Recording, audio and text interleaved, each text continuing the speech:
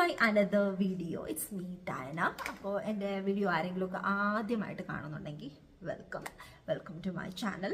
അപ്പോൾ ഇന്ന് നമ്മുടെ ഫിറ്റ്നസ് ചലഞ്ചിൻ്റെ 60 ഡേ ചലഞ്ചിൻ്റെ 14ാമത്തെ ദിവസമാണ്. രാവിലെ ആസ് യൂഷ്വൽ 7 മണിക്ക് എണീറ്റു, ബ്രേക്ക്ഫാസ്റ്റ് കഴിച്ചു. ബ്രേക്ക്ഫാസ്റ്റിന് നിന്ന് ഞാൻ കഴിച്ചത് ഒരു പുഴുങ്ങിയ ഏത്തയ്ക്ക, ഒരു ചപ്പാത്തി, പിന്നെ ഒരു പുഴുങ്ങിയ മുട്ട. ഇന്ന് അച്ഛൻ്റെ രാവിലെ ബ്രേക്ക്ഫാസ്റ്റിന് ചപ്പാത്തിയും മുട്ടക്കറിയാണ് ഉണ്ടാക്കിയത്. അപ്പം ആ മുട്ടക്കറിക്കകത്ത് നിന്ന് ഒരു മുട്ട, പിന്നെ ചപ്പാത്തി, ഒരു പുഴുങ്ങിയ ഏത്തയ്ക്ക, പിന്നെ ഒരു 1.25 മണിക്കൂർ വർക്കൗട്ട്. അപ്പോൾ അതൊക്കെ കഴിഞ്ഞു. അച്ഛൻ ഓഫീസിൽ പോയി. ഇപ്പോൾ നമ്മൾ ഫ്രീ ആയിട്ട് ഇവിടെ ഇരിപ്പുണ്ട്. നമ്മുടെ വീഡിയോ ചെയ്യുന്നത് വെരി ഇമ്പോർട്ടൻറ്റ്. ഇനി ഇത് കഴിഞ്ഞിട്ട് വേണം എനിക്ക് ഷോപ്പിൽ പോകാനും കാര്യങ്ങളൊക്കെ ചെയ്യാൻ വേണ്ടിയിട്ട്. So anyway, here I am with my content guys.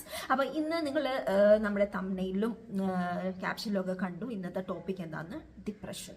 എൻ്റെ ഡിപ്രഷൻ ജേർണി നിങ്ങളുമായിട്ട് ഷെയർ ചെയ്യാൻ വേണ്ടിയിട്ടാണ് ഞാൻ വന്നേക്കുന്നത്. അപ്പം ഈ ഡിപ്രഷൻ എന്ന് പറയുമ്പോൾ ആളുകൾ ചിന്തിക്കും വട്ട്, ഭ്രാന്ത് എന്നൊക്കെ.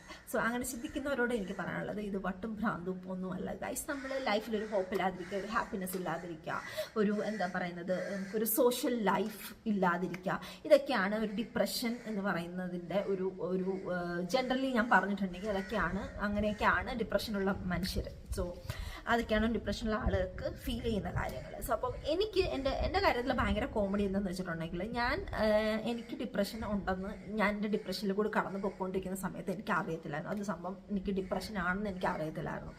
അപ്പം എൻ്റെ ഡിപ്രഷനെ കുറിച്ച് ഞാൻ സംസാരിക്കുകയാണെങ്കിൽ, എനിക്ക് ഓർമ്മ വെച്ച സമയം മുതൽ എൻ്റെ കല്യാണം 2008 എൻ്റെ കല്യാണം. അപ്പം അതിന് മുന്നേ ആണെങ്കിലും എനിക്ക് 2008 എൻ്റെ കല്യാണം കഴിഞ്ഞ ആ സമയങ്ങളിലൊന്നും എനിക്കറിയത്തില്ല എനിക്ക് ഡിപ്രഷൻ ഉണ്ടെന്ന്. കാരണം ഞാൻ പറഞ്ഞതുപോലെ ഓർമ്മ വെച്ച സമയം മുതൽ ഞാൻ ഭയങ്കരമായിട്ട് ഗ്ലൂമി ആയിട്ടുള്ള വ്യക്തിയായിരുന്നു. എനിക്ക് ആരുമായിട്ട് സംസാരിക്കാൻ എനിക്ക് പേടിയാണ്. ഞാൻ ആരുമായിട്ട് സംസാരിക്കില്ല. എനിക്ക് ഫ്രണ്ട്സ് ഇല്ല. എനിക്ക് ഒരു എന്താ പറയുന്നത്, ഒരു പള്ളിയിൽ ഒരു പ്രോഗ്രാമിനൊക്കെയോ പിള്ളേരുടെ പരിപാടിക്കൊക്കെ പോവുകയാണെങ്കിലും എനിക്ക് ഭയങ്കര ഒരു ആങ്സൈറ്റി കാര്യങ്ങളൊക്കെയാണ്. എനിക്ക് ഭയങ്കര സീനാണ്. അപ്പം ഞാൻ ചിന്തിച്ചത് അതെൻ്റെ ക്യാരക്ടറാണ്. That is my character. എല്ലാവരും എന്നെക്കുറിച്ച് ചിന്തിച്ചത് അത് തന്നെയാണ്. അത് പുള്ളിക്കാരുടെ ഒരു ക്യാരക്ടറാണ്, ഇങ്ങനെയാണ്, ഭയങ്കര ഗ്ലൂമി ആയിട്ടുള്ള ഒരു കുട്ടിയാണത്. അതൊക്കെ തന്നെയാണ് ആളുകൾ എന്നെക്കുറിച്ചും വിചാരിച്ചത്. അപ്പം നമ്മൾ 2008 അങ്ങനെ എൻ്റെ കല്യാണം എൻ്റെ ജോസ് ടോക്ക് വീഡിയോ കണ്ടു കഴിഞ്ഞാൽ അറിയാം. ഒരു എന്താ പറയുന്നത്, വാട്ട് ടു സേ, ഭയങ്കര ട്രാജഡി ആയിരുന്നു. ആക്ച്വലി ഭയങ്കര ട്രാജഡി എന്ന് വെച്ചാൽ ഫിസിക്കൽ അബ്യൂസ്, മെൻ്റൽ അബ്യൂസ്, അങ്ങനെയുള്ള സംഭവങ്ങളൊക്കെ ആയിരുന്നു. അപ്പം ഈ സംഭവങ്ങളുടെ ഇടയിൽ കൂടെ കടന്നു പോകുമ്പോഴത്തേക്കും എനിക്ക് ഭയങ്കരമായിട്ട് എന്നെക്കുറിച്ച് ഭയങ്കരമായിട്ട് ദേഷ്യം തോന്നാൻ തുടങ്ങി. എനിക്ക് എന്നോട് തന്നെ ഭയങ്കര ദേഷ്യം, ഭയങ്കരമായിട്ട് എനിക്ക് വിഷമം വന്നു തുടങ്ങി. ഇങ്ങനെ എൻ്റെ ലൈഫിലൊക്കെ സംഭവിക്കുന്നത് എനിക്ക് എന്തെങ്കിലും പ്രശ്നം ഉള്ളതുകൊണ്ടാണോ അത് എന്ന് ഭയങ്കര കൺഫ്യൂസ്ഡ്, ഭയങ്കരമായിട്ട് പ്രശ്നങ്ങൾ, ഭയങ്കരമായിട്ട് ജഗമൊക്കെ തലയ്ക്കകത്ത്. അപ്പോൾ ഇതാരത്തും ഞാൻ പറയുന്നില്ല, എൻ്റെ വീട്ടുകാരോട് ഞാൻ പറയുന്നില്ല. കാരണം അവർക്ക് എൻ്റെ പേരൻസിനോട് സംസാരിക്കാനായിട്ട് എനിക്ക് കുറച്ച് ലിമിറ്റേഷൻസ് ഉണ്ടായിരുന്നു. എനിക്ക് എൻ്റെ പേരൻസുമായിട്ട് ഞാൻ അത്രയ്ക്ക് ഭയങ്കര ക്ലോസ് ഒന്നും അല്ലായിരുന്നു.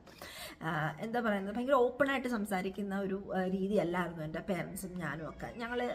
അങ്ങനെയായിരുന്നു. അപ്പോൾ അതുകൊണ്ട് ആർക്കും എനിക്ക് സംസാരിക്കാൻ പറ്റുന്നില്ല. എനിക്ക് ഫ്രണ്ട്സ് ഇല്ല. അങ്ങനെ പല പല കാര്യങ്ങൾ. അങ്ങനെ നമ്മുടെ കെസിയാമ്മളുണ്ടായി. കല്യാണം കഴിഞ്ഞ ആദ്യത്തെ വർഷം തന്നെ കെസിയാമ്മളുണ്ടായി. അവളുണ്ടായി കഴിഞ്ഞതിന് ശേഷം നമുക്ക് പോസ്റ്റ് പാർട്ടം എന്ന് പറയുന്നൊരു സാധനം ഉണ്ടല്ലോ. പ്രസവം കഴിഞ്ഞിട്ട് ആ 2-3 മാസം എനിക്ക് അറിയത്തില്ല ഗൈസ് എന്താണ് എനിക്ക് സംഭവിച്ചത്. എനിക്ക് ഭയങ്കരമായിട്ട് എനിക്ക് വിഷം വരുവാണ്, സങ്കടം വരുവാണ്. എനിക്ക് കൊച്ചിനെ എവിടെയെങ്കിലുമൊക്കെ എടുത്ത് വെച്ചിട്ട് ഓടിപ്പോകാൻ തോന്നി. ഇവിടെ ആരും കാണാത്ത സ്ഥലത്ത് എനിക്ക് ഓടിപ്പോകണം, അങ്ങനെയൊക്കെ തോന്നിയിട്ടുണ്ട്. എനിക്ക് ഭയങ്കര വിഷമം, അങ്ങനെ ഭയങ്കര സീൻ. മൊത്തത്തിൽ എൻ്റെ ഉള്ളിൽ ഭയങ്കര സീൻ. എന്നിട്ട് ഞാൻ ആരടുത്തൊന്നും പറയുന്നില്ല. അത് കഴിഞ്ഞ് ഉടനെ തന്നെ നമ്മുടെ ലിയോമോനും ഉണ്ടായി. സോ അതിനിടയ്ക്ക് ആണ് എൻ്റെ ഹസ്ബൻഡുമായിട്ടുള്ള എനിക്ക് സെപ്പറേഷൻ കാര്യങ്ങളൊക്കെ വരുന്നത്. സോ അതിൻ്റെ എല്ലാം സ്ട്രെസ്സും സംഭവങ്ങളൊക്കെ എൻ്റെ ഉള്ളിൽ ഇങ്ങനെ നിന്ന് പുകയുമാണ് ഗൈസില്ല. വോൾക്കാനോ പുകയുന്ന പോലെ കിടന്ന് പുകയുമാണ്. എന്നിട്ട് ഞാൻ ആരടുത്തും ഒന്നും സംസാരിക്കുന്നില്ല. അപ്പം ഉള്ളിൽ ഞാൻ ചിന്തിക്കുന്നത് എൻ്റെ സിറ്റുവേഷൻ ഇങ്ങനെ ആയതുകൊണ്ടായിരിക്കും എനിക്ക് ഇത്രയും വിഷമങ്ങളും കാര്യങ്ങളൊക്കെ വരുന്നത്. അപ്പോഴും ഞാൻ എൻ്റെ മെൻ്റൽ സ്റ്റേറ്റിനെ കുറിച്ച് ഞാൻ ഒരുപാട് ചിന്തിക്കുന്നില്ല. ഞാൻ ചിന്തിക്കുന്നത് ഈ വിഷമങ്ങളൊക്കെ വരുന്നത് ഇതുപോലുള്ള സംഭവങ്ങൾ എൻ്റെ ലൈഫിൽ വരുന്നത് കൊണ്ടാണ്. സോ അങ്ങനെ എനിക്കുള്ളിൽ ആ ഒരു എന്താ പറയുന്നത്, ആ ഒരു സിറ്റുവേഷനിൽ നിന്ന് പുറത്ത് വരണം എന്നുള്ളൊരു സീനായി തുടങ്ങി. അപ്പം എനിക്കൊരു ജോലി കിട്ടണം, ജോലി മേടിക്കണം, എനിക്ക് സമ്പാദിക്കണം, എനിക്ക് പിള്ളേരെ അടിപൊളിയായിട്ട് നോക്കണം എന്നൊക്കെ ഒരു ചിന്ത വന്നു. അങ്ങനെയാണ് 2014 എൻ്റെ ജോസ് ടോക്ക് വീഡിയോ നിങ്ങൾ കണ്ടാൽ അറിയാം ഡീറ്റെയിൽ ആയിട്ട് ഞാൻ പറഞ്ഞ കാര്യങ്ങൾ. അപ്പോൾ 2014 ഞാൻ ദുബായിക്ക് പോയി. എനിക്ക് നല്ലൊരു ജോലി കിട്ടി. അങ്ങനെ ദുബായിക്ക് പോയി. എനിക്ക് ഉള്ളിൽ ഞാൻ ഭയങ്കര പാഷനേറ്റ് ആണ്. പക്ഷേ ഹാപ്പി ആണോ എന്ന് ചോദിച്ചിട്ടുണ്ടെങ്കിൽ ഞാൻ ഹാപ്പി അല്ല. എനിക്ക് ആളുകളെ ഫേസ് ചെയ്യാൻ പറ്റുന്നില്ല. എനിക്ക് അങ്ങനെ ഭയങ്കര സീൻ ഉണ്ടായിരുന്നു. എനിക്ക് ഭയങ്കര എന്താ പറയുന്നത്, ലൈഫിൽ സക്സസ് ആവണം എന്നൊരു ചിന്തയുണ്ട്. പുറത്തുനിന്ന് ആളുകൾ നോക്കുമ്പോൾ ഞാൻ പോസിറ്റീവായിട്ട് നിൽക്കുവാണ്, പക്ഷേ ഉള്ളിൻ്റെ ഉള്ളിൽ എനിക്കറിയാം ഞാൻ ഹാപ്പി അല്ല എന്നുള്ള കാര്യം.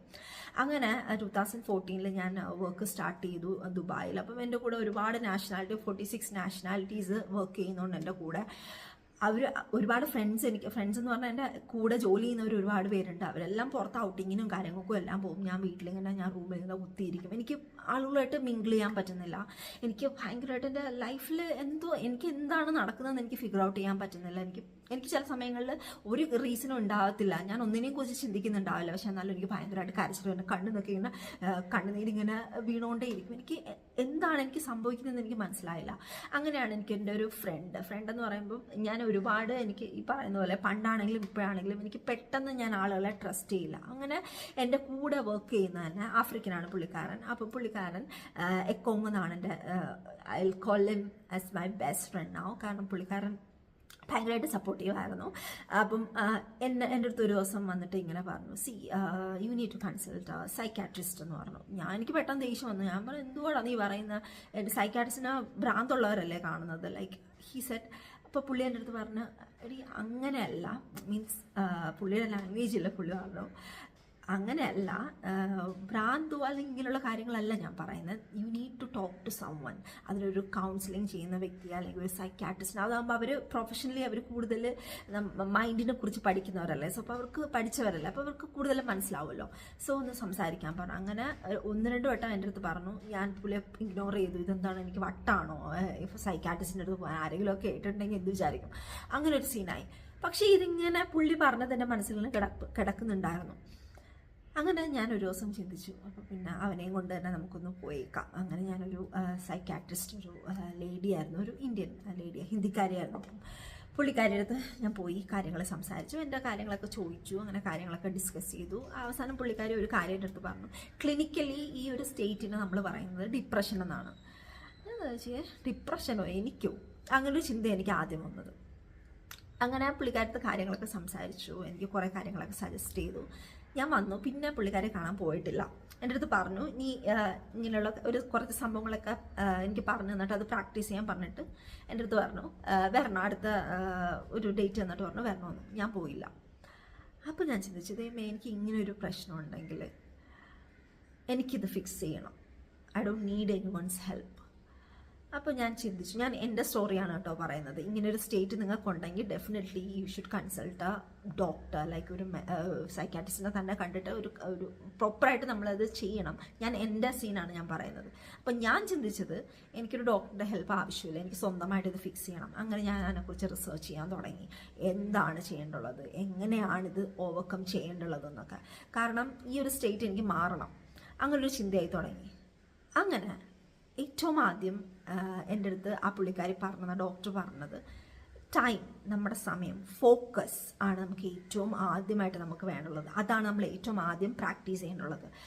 അങ്ങനെയാണ് ഫിറ്റ്നസ്, ജിം, വർക്കൗട്ട് എന്നൊക്കെ പറയുന്ന സംഭവങ്ങൾ എൻ്റെ ലൈഫിൽ വന്നത്.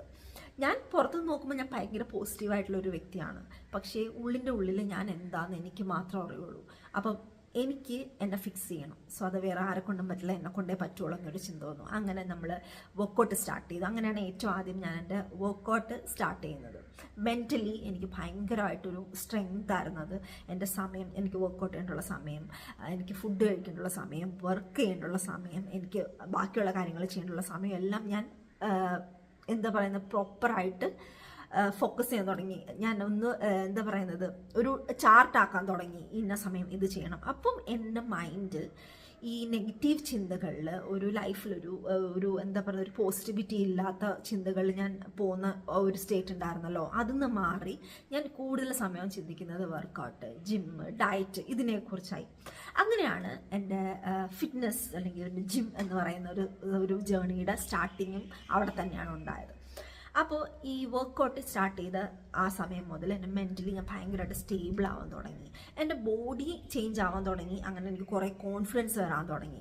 അത് കഴിഞ്ഞ് ഞാൻ ആളുകളായിട്ട് കുറേശ്ശെ സംസാരിക്കാൻ തുടങ്ങി. ജിമ്മിൽ വരുന്നവരാണെങ്കിലും നമ്മൾ കുറേ ഐഡിയാസൊക്കെ അങ്ങോട്ടും ഇങ്ങോട്ടും പറയും, ഡയറ്റിനെ കുറിച്ച് പറയും. അങ്ങനെ എനിക്ക് ഒരു വലിയൊരു മാറ്റം എൻ്റെ ലൈഫിൽ വന്നു. ഞാൻ ഒരുപാട് പേരെടുത്ത് സംസാരിക്കാൻ തുടങ്ങി. എൻ്റെ ലൈഫ് മൊത്തത്തിൽ മാറാൻ തുടങ്ങി. ആക്ച്വലി നാളെ എന്താണ് എന്ന് പറയുന്ന ഒരു സംഭവം ഞാൻ പിന്നെ ചിന്തിച്ചിട്ടില്ല. ഇന്ന് എനിക്ക് എന്താണ് ചെയ്യേണ്ടുള്ളത്, അത് ഞാൻ ചെയ്യും, അതാണ് ചെയ്യേണ്ടുള്ളത് എന്നൊരു തോട്ട് വരാൻ തുടങ്ങിയപ്പം കംപ്ലീറ്റ്ലി മൊത്തത്തിൽ മാറി. സത്യം പറഞ്ഞാൽ, ചുരുക്കി പറഞ്ഞു കഴിഞ്ഞാൽ, എൻ്റെ വർക്കൗട്ട്, എൻ്റെ ജിമ്മും ഒക്കെ തന്നെയാണ് എന്നെ ഡിപ്രഷനിൽ നിന്ന് മാറ്റിയത്.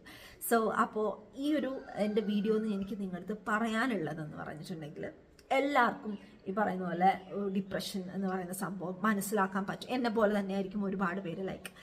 അവർക്ക് ഭയങ്കരമായിട്ട് വിഷാദ രോഗങ്ങളല്ല, ഡിപ്രഷൻ കാണും, വിഷമങ്ങൾ കാണും. വിഷാദ രോഗം എന്ന് നമ്മൾ മലയാളത്തിൽ പറയും. അപ്പം അതൊരിക്കലും ചീത്തയായിട്ടുള്ളൊരു സംഭവമല്ല. നമുക്ക് വരുന്ന ഭ്രാന്തോ വട്ടോ ഒന്നുമല്ല. അതെല്ലാം മനുഷ്യർക്കുണ്ട്. ചിലർക്ക് അത് കൂടുതലായിരിക്കും. അതിന് ചിലപ്പോൾ നമുക്കൊരു ഹെൽപ്പിൻ്റെ ആവശ്യം വേണ്ടി വരും. അതൊരു സൈക്കാട്രിസ്റ്റ് പോയി സംസാരിച്ചിട്ടുണ്ടെങ്കിൽ, നമുക്ക് കംഫർട്ടബിൾ ആയിട്ട് ഒരാൾക്ക് സംസാരിച്ചിട്ടുണ്ടെങ്കിൽ ചിലപ്പോൾ മാറാവുന്നതേ ഉണ്ടായിരിക്കുള്ളൂ. അപ്പം ഒരു സൈക്കാട്രിസ്റ്റ് എന്ന് ഞാൻ പറയുന്നത്, അവർക്ക് നമ്മുടെ മൈൻഡിനെ കുറിച്ച് കൂടുതൽ, നമ്മളൊരു ശരീരത്തിനെ കുറിച്ച് ഒരു ഡോക്ടർ പഠിക്കുന്നത് പോലെ തന്നെ അവർ മൈൻഡിനെ കുറിച്ച് പഠിച്ചിട്ടുള്ളതാണ്. അത് അവർക്ക് ക്യൂർ ചെയ്യാനുള്ള പല പല ടെക്നിക്കുകളും അവരുടെ അടുത്ത് കാണും. അപ്പം ഉറപ്പായിട്ടും അങ്ങനെ ചെയ്യുക. പക്ഷേ എൻ്റെ ലൈഫിൽ ഞാൻ പറയാം, എനിക്ക് ഏറ്റവും കൂടുതൽ ഹെൽപ്ഫുൾ ആയത് എൻ്റെ ജിം തന്നെയാണ്, എൻ്റെ വർക്കൗട്ട് തന്നെയാണ്. സോ അപ്പോൾ ഏറ്റവും ആദ്യം നമ്മൾ ചെയ്യേണ്ടുള്ള കാര്യം ഫോക്കസ്.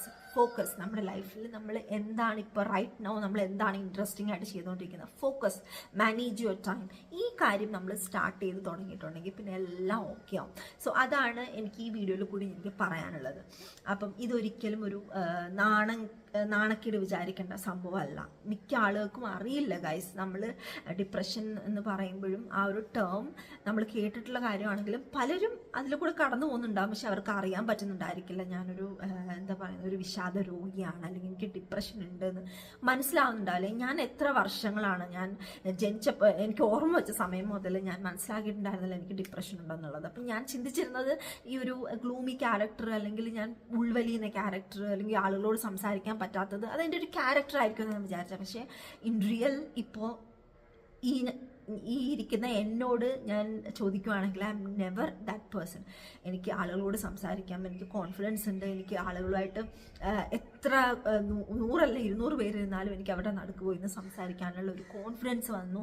അപ്പം ഇതാണ് എൻ്റെ ക്യാരക്ടർ. പക്ഷേ ഒരുപാട് വർഷങ്ങൾ ആ ഒരു ക്യാരക്ടർ എന്ന് പറയുന്നതിൽ മാറിയാണ് നിന്നിട്ടിരുന്നത്. കാരണം ഈ പറയുന്ന ഡിപ്രഷൻ നമുക്ക് ജനിക്കുന്ന കുഞ്ഞിന് വരെ ഉണ്ടാവാൻ ഡിപ്രഷൻ. അത് നമ്മൾ നമ്മൾക്ക് അതിനെക്കുറിച്ച് കൂടുതൽ പഠിച്ചിട്ടുണ്ടെങ്കിൽ മനസ്സിലാവും. ജനിക്കുന്ന കുഞ്ഞിന് വരെ ഉണ്ട് ഡിപ്രഷൻ. സോ അപ്പം ആലോചിച്ച് നോക്കൂ, നമ്മൾ ഡെയിലി ലൈഫിൽ ഇത്രയും സ്ട്രെസ്സിൽ കൂടി കടന്നു പോകുന്ന ആളുകൾ. So ask help. നമുക്ക് ആരെങ്കിലും ഉണ്ടാവും നമ്മളെ ഹെൽപ്പ് ചെയ്യാനായിട്ട്. Ask for help. നമ്മൾ ഇപ്പോൾ എൻ്റെ നാട്ടിലൊക്കെ, എൻ്റെ കൊല്ലത്ത് ഇപ്പോൾ കഴിഞ്ഞ ആഴ്ച കൂടി എൻ്റെ മമ്മിയെ വിളിച്ചപ്പോഴത്തേക്കും ഞാൻ പറഞ്ഞു, അവിടെ 70 വയസ്സുള്ള ഒരു അപ്പച്ചൻ, പുള്ളിക്കാരൻ തൂങ്ങി മരിച്ചു. നമ്മൾ ചിന്തിക്കും 70 വയസ്സൊക്കെ ഉള്ളവർ എങ്ങനെ തൂങ്ങി മരിക്കുന്നു. Depression guys. അവർക്ക് ലൈഫിൽ അവർക്ക് സംസാരിക്കാൻ പറ്റുന്നില്ല, ആരുടെ ഒന്നും ചെയ്യാൻ പറ്റുന്നില്ല. അവർക്ക് ലോൺലിനെസ് ഫീൽ ചെയ്യുന്നു. അങ്ങനെയുള്ള കാര്യങ്ങളായിരിക്കാം കൂടുതൽ 90%. അതുകൊണ്ടായിരിക്കാം അവർ അങ്ങനെ ഒരു സംഭവം ചെയ്യുന്നത്. സോ ഗൈസ്, ഇതാണ് ഇന്നത്തെ എൻ്റെ വീഡിയോ. നിങ്ങളെ ഞാൻ ബോറടിപ്പിച്ചിട്ടുണ്ടെങ്കിൽ സോറി കേട്ടോ. അപ്പം ഞാൻ എൻ്റെ ജേണിയാണ് പറഞ്ഞത്. അപ്പം നിങ്ങൾ ഇതുപോലുള്ള ഏതെങ്കിലും സ്റ്റേറ്റിൽ കൂടെ മെൻ്റലി എന്തെങ്കിലും ഒരു വിഷമത്തിൽ നിങ്ങൾ കടന്നു പോവുകയാണെന്നുണ്ടെങ്കിൽ ആസ്ക് ഫോർ ഹെൽപ്പ്. അതിനൊരിക്കലും നാണക്കേട് വിചാരിക്കേണ്ട കാര്യമില്ല. ഇതൊരിക്കലും വട്ടോ ഭ്രാന്തോ അങ്ങനെ മെൻ്റലി നമുക്ക് ശരീരത്തിന് അസുഖം വരുന്നത് പോലെ തന്നെയാണ് നമുക്ക് മനസ്സിനും അസുഖം വരുന്നത്. So ask for help. അതല്ലെങ്കിൽ help yourself. Okay, see you guys.